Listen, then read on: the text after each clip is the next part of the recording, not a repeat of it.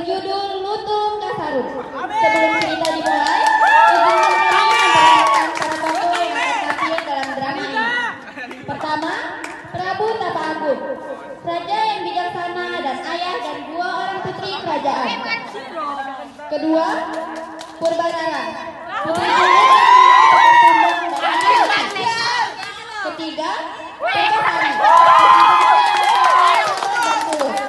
Selanjutnya, Indrajaya, tunangan Purbarara yang gagah dan setia. Berikutnya, Pati, penasihat setia kerajaan yang selalu membantu raja dalam menjalankan pemerintahan. Ada pula seorang penyihir yang akan dan berperan dalam cerita ini. Dan terakhir, Lutung Kasarung.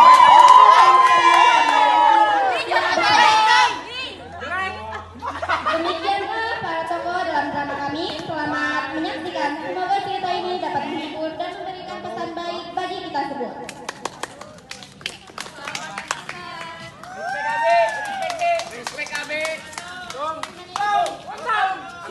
Lontong pakai sarung, namanya lontong pakai sarung.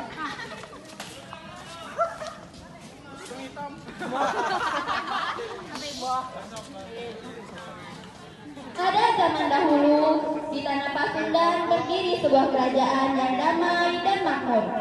Namun di balik pemegang istana tersimpan kisah tentang iri hati, kesabaran, dan keajaiban. Inilah cerita tentang seorang putri berhati tulus yang harus menghadapi cobaan berat, hingga takdir mempertemukannya dengan Lutung Kasarung, sosok misterius yang akan mengubah jalan hidupnya. Saksikanlah bagaimana kebaikan pada akhirnya mampu mengalahkan kejahatan.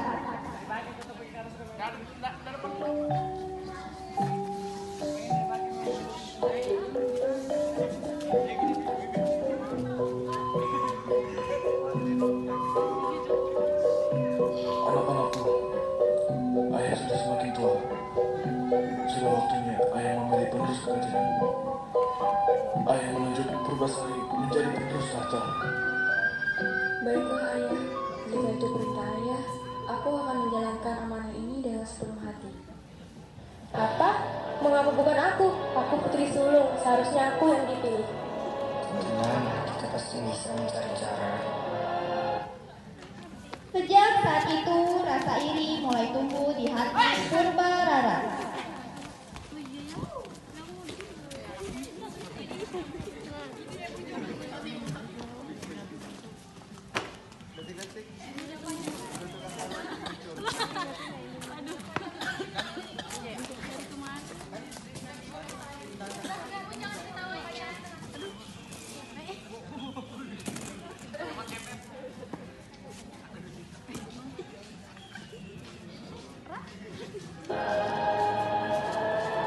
Nenek sihir, aku ingin Purwasari terlihat buruk, buat semua orang menjauhinya. Hahaha, kutukan ini akan mengubah kulitnya menjadi kuning kita. Tidak akan ada yang ingin melihatnya.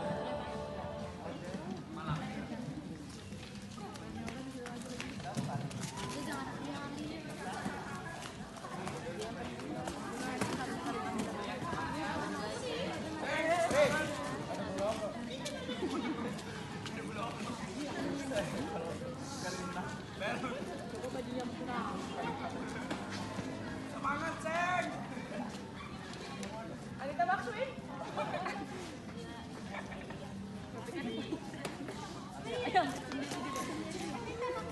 Aduh, bini gue betul-betul.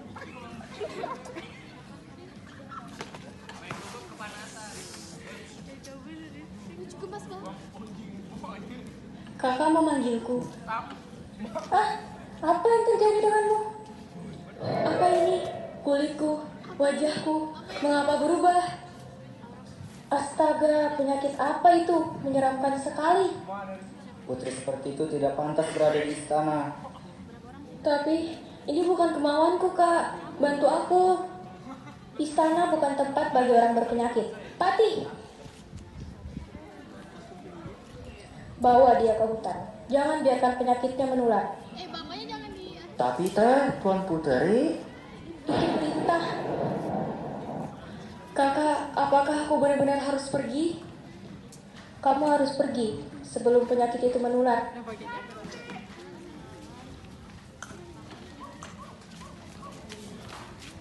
Dengan hati berat, Patih Mangkar Purbasari meninggalkan istana.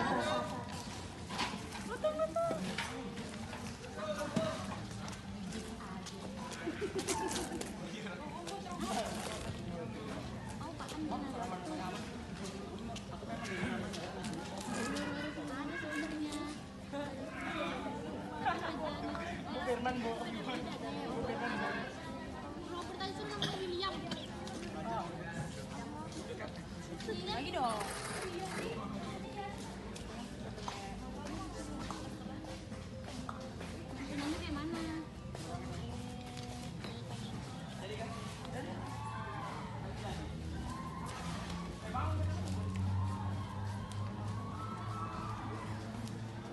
Begitu cepat hidupku berubah dari calon ratu menjadi orang yang diasingkan.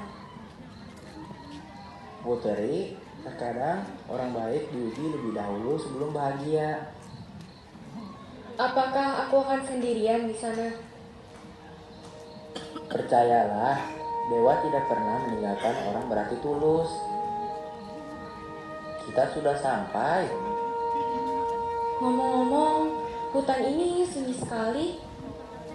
Aku telah membuat pondok sederhana. Maaf, aku tidak bisa tinggal. Baiklah, terima kasih atas kebaikanmu. Sekarang hanya aku sendiri, namun aku tidak boleh menyerah.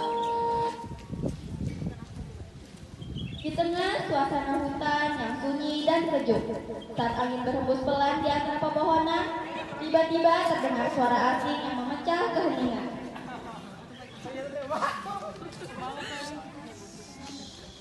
Dari balik pepohonan muncullah seekor lutut berbulu hitam. Tatapannya tampak lembut dan tidak berbahaya, seolah ia datang membawa pertolongan bagi sang putri yang sedang sendiri.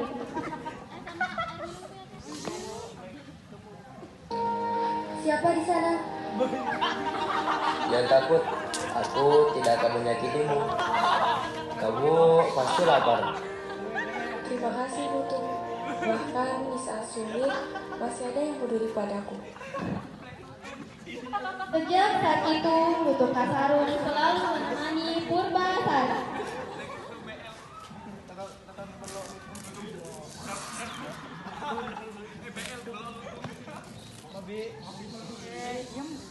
Pada malam bulan purnama, Lutut memohon pertolongan kepada Dewata.